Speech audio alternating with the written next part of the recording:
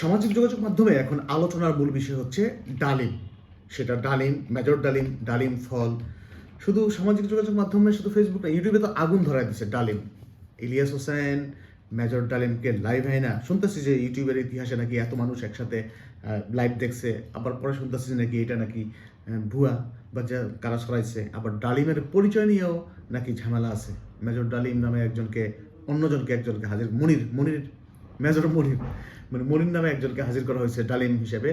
তো সেই ডালিম বিভিন্ন বিষয়ে কথা বলছে, মুক্তিযুদ্ধ নিয়ে কথা বলছে, 15 আগস্ট নিয়ে কথা বলছে, শেখ মুজিবুর রহমান নিয়ে কথা বলছে, জিয়াউর রহমান নিয়ে কথা বলছে, পাশাপাশি তার বউ কিডন্যাপ হওয়ার বিষয় নিয়ে কথা বলছে।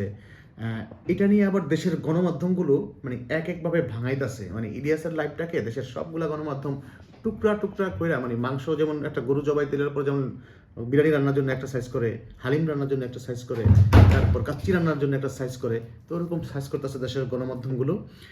তারা আবার ওই উদ্ঘাটন করছে যে কারণে মেজর ডালিমের ওয়াইফকে কিডন্যাপ করা হয়েছিল। পাশাপাশি মেজর ডালিমের হাতের একটা আঙুল নাই, ইত্তেফাক দেখলাম সেটা নিয়েও একটা রিপোর্ট করছে কি হয়েছিল সেদিন, যে কারণে মেজর ডালিমের হাতে নাই।